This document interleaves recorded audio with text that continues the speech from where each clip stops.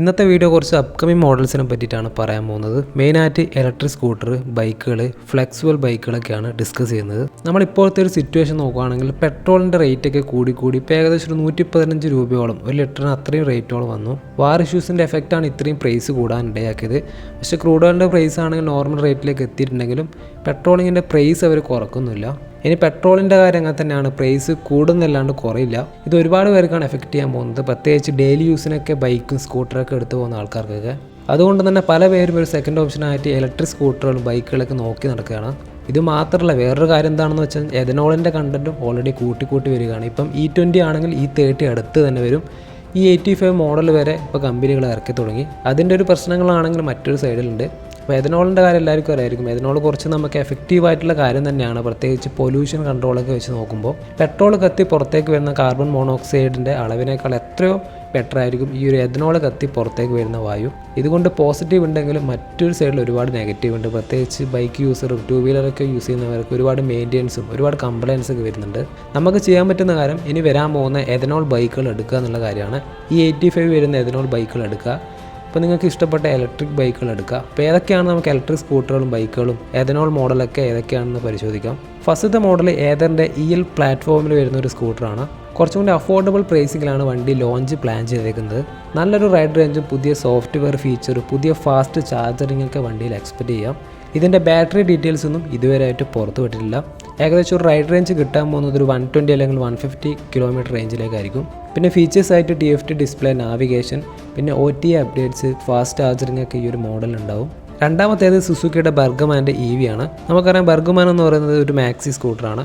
അത്യാവശ്യം നല്ലൊരു സ്കൂട്ടറിൽ ഒന്നാണ് ഇന്ത്യയിലെ തന്നെ. അതിൻ്റെ സെയിം ഡിസൈനിലായിരിക്കും വണ്ടി ലോഞ്ച് ചെയ്യാൻ പോകുന്നത്. ഒരുപാട് കാര്യങ്ങളായ വണ്ടിയെക്കുറിച്ചുള്ള വിവരങ്ങളൊക്കെ തുടങ്ങിയിട്ട്, പക്ഷേ ഇതുവരെ ലോഞ്ചിൻ്റെ കാര്യങ്ങളൊന്നും ഇതുവരെ സുസുക്കി ചെയ്തിട്ടില്ല. ഇതിൻ്റെ ബാറ്ററി റേഞ്ച് ഒരു 3 അല്ലെങ്കിൽ 4 കിലോ വാട്ട് റേഞ്ചിലേക്കായിരിക്കും. ഏകദേശം ഒരു 100 അല്ലെങ്കിൽ 120 റേഞ്ചിലേക്ക് റൈഡ് റേഞ്ചും കിട്ടും. പിന്നെ ഒരുപാട് ഫീച്ചേഴ്സും അവർ കൊടുക്കുന്നുണ്ട്. പിന്നെ ഫീച്ചേഴ്സായിട്ട് digital meter console, navigation, smart phone connectivity, പിന്നെ കീലെസ് സിസ്റ്റമൊക്കെ ഉണ്ടായിരിക്കും. പിന്നെ നല്ലൊരു ബ്രേക്കിംഗ് കൂടി വണ്ടിയിൽ ഉണ്ടായിരിക്കും. കുറച്ചും കൂടി മെച്ചപ്പെട്ട ബ്രേക്കിംഗ് ആയിരിക്കും. മൂന്നാമത്തേത് ഒരു ഫ്ലെക്സിബിൾ ബൈക്കാണ്. റോയൽ എൻഫീൽഡിൻ്റെ ക്ലാസിക് 350ൻ്റെ ഫ്ലെക്സിബിൾ മോഡലാണ്. വണ്ടി 100% കൺഫേംഡ് ആണ്. വണ്ടി ടെസ്റ്റിങ്ങിലേക്ക് ഈ അടുത്ത് സ്പോട്ട് ചെയ്തിട്ടുണ്ടായിരുന്നു. അപ്പോൾ സ്പോട്ടിംഗ് ഇമേജ് നോക്കിയാൽ കറക്റ്റ് മനസ്സിലാവും. ടാങ്കിൻ്റെ കാര്യത്തിലേക്ക് അവർ ജസ്റ്റ് ഒന്ന് നോക്കിയാൽ മനസ്സിലാവും. അതിൽ E85 എന്ന് മെൻഷൻ ചെയ്തിട്ടുണ്ട്. വണ്ടിയിൽ എഥനോളിൻ്റെ കണ്ടൻറ്റ് 85% വരെ നമുക്ക് ഉപയോഗിക്കാൻ പറ്റും. ഇപ്പം നിലവിൽ E20 പെട്രോളിങ്ങിനെയും E85 വരെയുള്ള അതിൻ്റെ ഇടയിൽ വരുന്ന എല്ലാ മോഡൽസിനെയും ഇത് പ്രതിരോധിക്കും. ഈ ഒരു എഞ്ചിൻ പ്രതിരോധിക്കും. ആ ഒരു രീതിക്കാണ് വണ്ടി അവർ ചെയ്തേക്കുന്നത്. അതുകൊണ്ട് തന്നെ നിങ്ങൾക്ക് പേടിക്കേണ്ട ആവശ്യമില്ല. അപ്പോൾ ഇനി അങ്ങോട്ടേക്ക് E35 E40 വന്നു കഴിഞ്ഞാലും E85 വരെ താങ്ങാൻ പറ്റും. വണ്ടിയിൽ വേറെ പ്രശ്നങ്ങൾ ഉണ്ടാവില്ല, മൈലേജിൽ പ്രശ്നങ്ങൾ ഉണ്ടാവില്ല, പിന്നെ മെയിൻ്റെനൻസ് കൂടില്ല, പാർട്സിനൊന്നും തേയ്മാനം വരില്ല. മെയിനായിട്ട് വണ്ടിയിലെ ഫ്യൂൽ സിസ്റ്റത്തിലാണ് മാറ്റങ്ങൾ വരുത്തിയേക്കുന്നത്. ECUവിലേക്ക് നല്ല അപ്ഡേറ്റ് വരുത്തിയിട്ടുണ്ട്. ഇതിൻ്റെ എഞ്ചിനും പവർ ഔട്ട്പുട്ടൊക്കെ സെയിം തന്നെ ആയിരിക്കും. ആ ഒരു J പ്ലാറ്റ്ഫോമിൽ വരുന്ന 350 cc നമ്മളെ ബുള്ളറ്റിലും 100-ലൊക്കെ കണ്ട സെയിം എഞ്ചിൻ തന്നെയാണ്. 350 cc സിംഗിൾ സിലിണ്ടർ എഞ്ചിൻ തന്നെയാണ്. മെയിൻ അപ്ഡേറ്റ് E85 ആണ്. 85% എഥനോളിൽ വണ്ടി യൂസ് ചെയ്യാൻ പറ്റും. നാലാമത്തെ മോഡൽ റോയൽ എൻഫീൽഡിൻ്റെ HIM E എന്ന് പറഞ്ഞിട്ടുള്ള ഒരു ഇലക്ട്രിക് വേർഷനാണ്. ഈ വണ്ടി പല സ്ഥലങ്ങളിലും ടെസ്റ്റിങ്ങിൽ സ്പോട്ട് ചെയ്തിട്ടുണ്ട്, ലഡാക്കിലും മറ്റുള്ള സ്ഥലങ്ങളിലൊക്കെ. വണ്ടി ആദ്യം കാണിച്ചത് ഒരു കോൺസെപ്റ്റ് ഡിസൈനാണ്. ഇപ്പോൾ ഇതിൻ്റെ പ്രൊഡക്ഷൻ വേർഷനായിട്ട് മാറിയിട്ടുണ്ട്. റോയൽ എൻഫീൽഡ് ഒഫീഷ്യലായിട്ട് ഇതിൻ്റെ ബാറ്ററി ഡീറ്റെയിൽസും റൈഡ് റേഞ്ചിൻ്റെ കാര്യങ്ങളൊന്നും ഒഫീഷ്യലായിട്ട് റിവീൽ ചെയ്തിട്ടില്ല. ഡിസൈൻ്റെ കാര്യത്തിലേക്ക് നോക്കുകയാണെങ്കിൽ ഏകദേശം ഹിമാലയൻ്റെ റേഞ്ചിലാണ് വണ്ടി ഡിസൈൻ ചെയ്തേക്കുന്നത്. ഇതിൽ അലൂമിനിയം ബാറ്ററി ഹൗസിംഗ് ആണ് ഉപയോഗിച്ചേക്കുന്നത്. ഈ ഒരു മോഡലിന് ചെയിനും കൂടി വരുന്നുണ്ട്. സാധാരണ നമ്മൾ ഇലക്ട്രിക് ബൈക്കുകളിൽ സ്കൂട്ടറിലൊക്കെ ചെയിൻ കാണാറില്ല. സാധാരണ ഇലക്ട്രിക് സ്കൂട്ടറിലൊക്കെ മോട്ടർ നേരിട്ട് വീലിനോട് ബന്ധിപ്പിക്കുന്നതുകൊണ്ട് തന്നെ ചെയിനിൻ്റെ ആവശ്യമില്ല. പക്ഷേ ഇതൊരു അഡ്വഞ്ചർ EV ആയതുകൊണ്ട് തന്നെ ഇതിലൊരു മിഡ് മൗണ്ടഡ് ആയിട്ടുള്ളൊരു മോട്ടറാണ് യൂസ് ചെയ്തേക്കുന്നത്. അതുകൊണ്ടാണ് വണ്ടിയിൽ ചെയിൻ വരുന്നത്. നമുക്ക് ഓഫ് റോഡിങ്ങിനൊക്കെ വണ്ടി നല്ല രീതിക്ക് യൂസ് ചെയ്യാനും പറ്റും. ടെക്നിക്കലി പറയലാണെങ്കിൽ വണ്ടിയുടെ സെൻറ്ററിലാണ് മോട്ടർ ഉള്ളത്. മോട്ടർ കറങ്ങുമ്പോൾ ആദ്യം ഫ്രണ്ട് സ്പോക്കറ്റ് കറങ്ങും, പിന്നെ ഒരു ചെയിൻ വഴി പവർ ബാക്കിലെ സ്പോക്കറ്റിലേക്ക് എത്തും. ബാക്കിലെ സ്പോക്കറ്റ് ബാക്കിലെ ടയർസിനെ കറക്കും. അപ്പോൾ വണ്ടി മുമ്പോട്ടേക്ക് നീങ്ങും. വണ്ടിയിൽ ചെയിൻ വരുന്നത് കൊണ്ട് തന്നെ നല്ലൊരു ടോർക്ക് കിട്ടും. പ്രത്യേകിച്ച് ഓഫ് റോഡ് പോകുമ്പോൾ വലിയൊരു മലയൊക്കെ കയറാൻ നല്ല രീതിക്ക് സഹായിക്കും. പിന്നെ വണ്ടിയുടെ ബാക്കി ഡീറ്റെയിൽസ് നോക്കുകയാണെങ്കിൽ നല്ലൊരു ലോങ് ട്രാവൽ ആയിട്ടുള്ള സസ്പെൻഷനാണ്. USD ഫോർക്കാണ് ഫ്രണ്ടിൽ, ബാക്കിൽ മോണോ ഷോക്കാണ്. പിന്നെ ഫുള്ളി LED ലൈറ്റ്സിലാണ് വണ്ടി വരുന്നത്. പിന്നെ സ്പോക്ക് വീലാണ്, ഡുവൽ പർപ്പസ് ആയിട്ടുള്ള ടയേഴ്സും കൊടുത്തിട്ടുണ്ട്. പിന്നെ നല്ലൊരു സീറ്റും ടോളർ വിൻസ്ക്രീനും TFT ഡിസ്പ്ലേ, പിന്നെ റൈഡിംഗ് മോഡ്സൊക്കെ വണ്ടിക്ക് ഉണ്ടാവും. അതായത് ഒരു നോർമൽ അഡ്വഞ്ചർ ബൈക്കിന് എങ്ങനെയാണ് കൊടുക്കേണ്ട കാര്യങ്ങൾ അതൊക്കെ റോയൽ എൻഫീൽഡ് ഈ ഒരു EV മോഡലിൽ ഉൾപ്പെടുത്തിയിട്ടുണ്ട്. 2026 ലാസ്റ്റ് അല്ലെങ്കിൽ 2027 വണ്ടിയുടെ ലോഞ്ചൊക്കെ എക്സ്പെക്ട് ചെയ്യുന്നത്. അഞ്ചാമത്തെ മോഡൽ യമഹയുടെ എയറോക്സിൻ്റെ ഒരു ഇലക്ട്രിക് വേർഷനാണ്. വണ്ടി ഓൾറെഡി അൺവീൽ ചെയ്തിട്ടുണ്ടെങ്കിൽ ലോഞ്ച് മാത്രമേ നടക്കാനുള്ളൂ. എയറോക്സിൻ്റെ സെയിം ഡിസൈനിലാണ് വണ്ടി അവർ നിർമ്മിക്കാൻ പോകുന്നത്. ആ ഒരു സെയിം സ്പോർട്ടി ഫീൽ വണ്ടിയിൽ എക്സ്പെക്ട് ചെയ്യാം. 3 കിലോ വാട്ടാണ് വണ്ടിയുടെ ബാറ്ററി. ഏകദേശം ഒരു 106 കിലോമീറ്ററോളം റൈഡ് റേഞ്ചും കിട്ടും. വാട്ടർ പവർ 9.4 കിലോ വാട്ടാണ്. ടോർക്ക് 48 Nm വരുന്നുണ്ട്.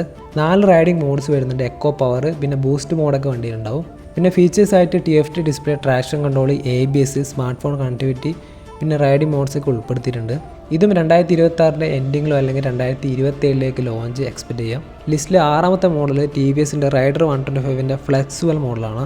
2024 ഭാരത് മൊബിലിറ്റി ഓട്ടോ എക്സ്പോയിൽ ഒരു ഫ്യൂച്ചറിസ്റ്റിക് ബൈക്കായിട്ട് കൊണ്ടുവന്നതാണ്. അവർ അൺവീൽ ചെയ്തിട്ടുണ്ട് ഓൾറെഡി. അത് കഴിഞ്ഞിട്ട് ഇപ്പോൾ 2 വർഷമായി. വണ്ടി ഉടൻ തന്നെ ലോഞ്ച് പ്ലാനിങ്ങിലുണ്ട്. ഇപ്പോൾ ഇനി ബൈക്ക് എടുക്കാൻ പോകുന്നവരോട് പറയാനുള്ളത്, നിങ്ങൾ ഇനി കുറച്ച് വെയിറ്റ് ചെയ്തിട്ട് ഇതുപോലുള്ള E85 ഉള്ള ബൈക്കുകളൊക്കെ എടുക്കാൻ വേണ്ടി ശ്രമിക്കുക. എല്ലാ കമ്പനീസും അങ്ങനെയുള്ള മോഡൽസ് ഇറക്കാൻ വേണ്ടി ശ്രമിക്കുകയാണ്. ഈ അടുത്ത് ഹീറോ കൊണ്ടുവന്നിട്ടുണ്ട് സ്പ്ലെൻഡറിൻ്റെ E85 മോഡൽ. ഇപ്പോൾ റൈഡറിൻ്റെ കാര്യം നോക്കുകയാണെങ്കിൽ വണ്ടിയുടെ എഞ്ചിന് കാര്യങ്ങളൊക്കെ സെയിം തന്നെയായിരിക്കും. അതിലൊരു മാറ്റവും വരില്ല. 125cc air and oil cooled 3 valve engine തന്നെയാണ്. 11.2 bhp ആണ് വണ്ടിയുടെ പവർ. 7500 RPM-ലും 11.2 Nm ടോർക്ക് 6000 RPM-ലാണ് ജനറേറ്റ് ചെയ്യുന്നത്. ഈ ഒരു ബൈക്കിൽ വന്നിട്ടുള്ള മേജറായിട്ടുള്ള മാറ്റങ്ങൾ, വണ്ടിയുടെ ഫ്യൂൽ സിസ്റ്റത്തിലെ മാറ്റങ്ങൾ വന്നിട്ടുണ്ട്. പിന്നെ ECUവിലൊക്കെ അവർ അപ്ഡേറ്റ് കൊണ്ടുവന്നിട്ടുണ്ട്. പിന്നെ കളേഴ്സിലും ചേഞ്ചസ് കാണാൻ പറ്റും. ഇതൊരു എഥനോൾ ബൈക്കാണെന്ന് കാണിക്കാൻ വേണ്ടിയിട്ട്, ഫ്ലെക്സിബിൾ ബൈക്കാണെന്ന് കുറച്ചും കൂടി കാണിക്കാൻ വേണ്ടിയിട്ടാണെന്ന് തോന്നുന്നു ഗ്രീനൊക്കെ ആഡ് ചെയ്തിട്ടുള്ളൊരു കളേഴ്സാണ്. ഇപ്പോൾ E20 ആണെങ്കിൽ ഈ ഒരു ബൈക്ക് E20 ഓടാൻ പറ്റും, E40 ഓടാൻ പറ്റും, E60, E85 വരെ നിങ്ങൾക്ക് എഥനോളിൽ വണ്ടി ഓടാൻ പറ്റും. അതുകൊണ്ട് തന്നെ വേറെ പേടിക്കേണ്ട ആവശ്യമില്ല. ഇപ്പോൾ ആണെങ്കിൽ വണ്ടി യൂസ് ചെയ്യാം, ഫ്യൂച്ചറിലാണെങ്കിൽ വണ്ടി യൂസ് ചെയ്യാൻ പറ്റും. ബാക്കി ഓൾമോസ്റ്റ് എല്ലാ കാര്യങ്ങളും സെയിം തന്നെയാണ്. TVSൻ്റെ റൈഡറിൽ കൊടുത്ത സെയിം കാര്യങ്ങൾ തന്നെയാണ്. വണ്ടിക്ക് ടെലിസ്കോപ്പിക് ഫോർക്കാണ്, ബാക്കിൽ മോണോ ഷോക്ക് ഉണ്ട്, ബാക്കി LED ലൈറ്റാണ്. എല്ലാ കാര്യങ്ങളും സെയിം തന്നെയാണ്. ലോഞ്ച് ഡേറ്റ് ഇതുവരെ ആയിട്ടും TVS കൺഫേം ചെയ്തിട്ടില്ല. എന്തായാലും ഉടൻ തന്നെ വണ്ടിയുടെ ലോഞ്ച് ഡീറ്റെയിൽസ് വരുന്നതായിരിക്കും. ലിസ്റ്റിലെ 7ാമത്തെ മോഡൽ ഒരു ഇലക്ട്രിക് ബൈക്കാണ്. അവോറിൻ്റെ ഒരു ഇലക്ട്രിക് ബൈക്ക് ഇപ്പോൾ കൺഫേം ആയിട്ടുണ്ട്.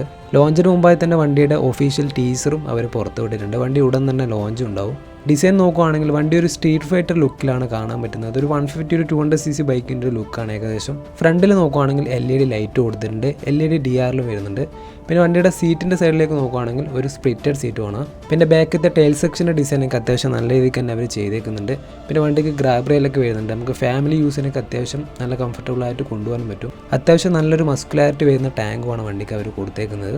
ഒരു 5 കിലോ വാട്ടിൻ്റെ ബാറ്ററിയാണ് വണ്ടിക്ക് അവർ കൊടുത്തേക്കുന്നത്. ഒരു മിഡ് മൗണ്ടഡ് ആയിട്ടുള്ള ബാറ്ററിയാണ്. ഫ്രണ്ടിൽ ടെലിസ്കോപ്പിക് ഫോർക്കും. പിന്നെ വണ്ടി ഫുള്ളി ട്രെല്ലിസ് വേവിലാണ് നിർമ്മിച്ചേക്കുന്നത്. ഇതിൻ്റെ ഒരു റൈഡ് റേഞ്ച് ഒക്കെ നോക്കുകയാണെങ്കിൽ ഇപ്പോൾ ആ ഒരു TFT ഡിസ്പ്ലേയിൽ നമുക്ക് കാണാൻ പറ്റുന്നത് 82%, ഏകദേശം 215 കിലോമീറ്ററോളം വണ്ടി ഓടിയിട്ടുണ്ടെന്ന് കാണിക്കുന്നുണ്ട്.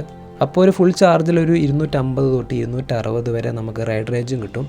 ഫീച്ചേഴ്സ് നോക്കുകയാണെങ്കിൽ TFT display, navigation, call alert, പിന്നെ മൾട്ടിപ്പിൾ ആയിട്ടുള്ള റൈഡിംഗ് മോഡ്സ് വരുന്നുണ്ട്. പിന്നെ TCL ടാങ്കിൻ്റെ കവർ തുറക്കുമ്പോൾ ചാർജിങ് പോർട്ട് കാണാൻ പറ്റും. പിന്നെ ചെറിയ സ്റ്റോറേജ് സ്പേസും അവർ കൊടുത്തിട്ടുണ്ട്.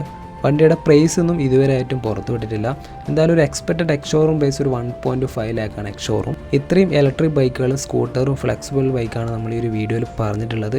ഏതെങ്കിലും ബൈക്കുകൾ അല്ലെങ്കിൽ സ്കൂട്ടർ വിട്ടുപോയിട്ടുണ്ടെങ്കിൽ ജസ്റ്റ് ഒന്ന് കമൻറ്റ് ചെയ്യുക. വീഡിയോ മാക്സിമം ആൾക്കാർ ഒന്ന് ലൈക്ക് ചെയ്യുക. ഇതുപോലുള്ള കണ്ടൻറ്റിനായിട്ട് നമ്മുടെ ചാനൽ സബ്സ്ക്രൈബ് ചെയ്യുക.